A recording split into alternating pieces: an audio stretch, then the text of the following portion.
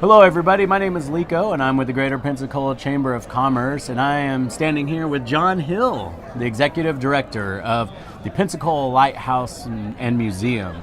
And we are here to celebrate a special day for your organization. So, what is it now? Today is the 160th anniversary of the first lighting. 160. Yeah, that goes by quick, right? You haven't been here the whole time, have you? No, I started here and no, feels like it, but No. through the wear and tear for sure. No, excellent. So let's go ahead and talk about how you got involved with the Pensacola Lighthouse and Museum, and what was that journey like? We started here as a volunteer in 2009, and it was 10 people in a small room at the Warrington Fire Station, and a lot of work needed to be done. And then they hired me in August of 2009 and with the mission and the keys and said, get this open to the public. Wow. Okay, so get it open to the public. So what was the capacity before that? Oh, wow. We had limited operations. We had to run through May through October, Sundays from 12 to 3:30. And ideally, we were trying to get this thing open 7 days a week. Right. Okay, so you got involved. It was starting off as a volunteer thing. Now it is the thing that you're really focusing on. Right. And that's 2009. So we're at 10 years now that you've been running the show basically for it. And what an amazing thing that you've done with it. You have kind of brought it back to life.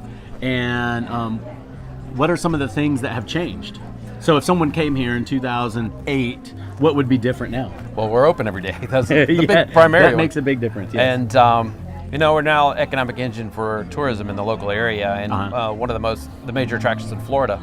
But through the restorations, we started with some exterior crack repair, removal of an elastomeric paint, and repainting of the tower. And on the interior, we replaced 110 of the 177 stairs. Wow. And anyone who's ever been up those stairs knows that that's a lot of stairs. It's a lot of stairs, and they're really tall. Yeah. All right, great. So I just want to say that the place looks amazing. Thank you. It's maintained very well. So you and your team have done a great job at maintaining it and really representing a lot of the history that it holds. So there's the lighthouse, but there's more than just the lighthouse. Could you tell us a little bit about that? Sure. We operate on a very small staff and primarily volunteers with no federal funding. And we're here, we open the lighthouse, and we're here to tell the stories of Pensacola and its maritime traditions. Yeah. And so now what's inside the non-tower part of the lighthouse? So in our original keeper's quarters, which was built in 1869, so it's actually having 150th today, there are the east side and the west side. The east side is decorated as though it was a keeper's house during different time periods throughout its history. And then on the west side, it's your normal museum gallery type spaces. And we talk about the Coast Guard, the science behind the light up top, and Civil War, and the women who kept the light. So yeah, just want to recap on that. Not only is the climb to the top and the view spectacular once you get up there, unmatched and unparalleled anywhere on this part of Pensacola that you can see the bay, but also the history and the immersion experience that you get once you actually go inside and tour the different rooms and the history. So we had the celebration. Actually, we didn't have it. You had the celebration, but we joined in. And we did a ribbon cutting for you from the chamber, but you have brought in some live music and did an entire reception, had some special speakers here. So I'm just going to show a quick video that shows some highlights from that. It's going to be a little over a minute, so we'll go ahead and watch that video now.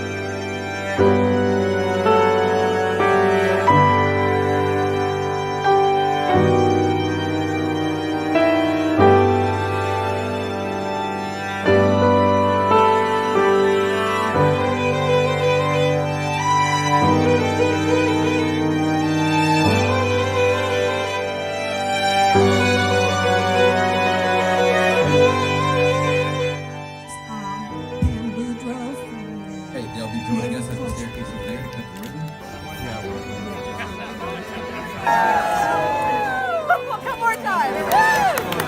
The erection of lighthouses of the 8th Lighthouse District for the years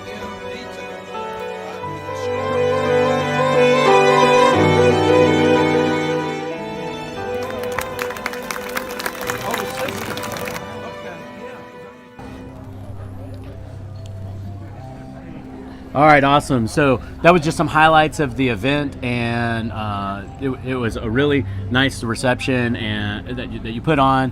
A great way to celebrate the 160 years. So what's the best way to stay in touch with the Pensacola Lighthouse and Museum, get in contact? Do you have to buy tickets or register? Like, how does that process work? So we're open 7 days of the week. You can go to the gift shop and pay your admission there. But the festivities are continuing. Tomorrow at 2 p.m. we'll be doing a celebration of service at Keepers at St. John Cemetery on G Street. And then Sunday, we're going to have free admission to the public all day long. All right, awesome. And for the general public who usually do not come onto the base, is it always the back gate? Yes, you're going to use the west Okay. gate unless you have a DOD ID. All right, great. So I made that mistake this morning. All right, fantastic. Well, John, thanks again so much for bringing us here. Thank you for your membership with the Pensacola Chamber.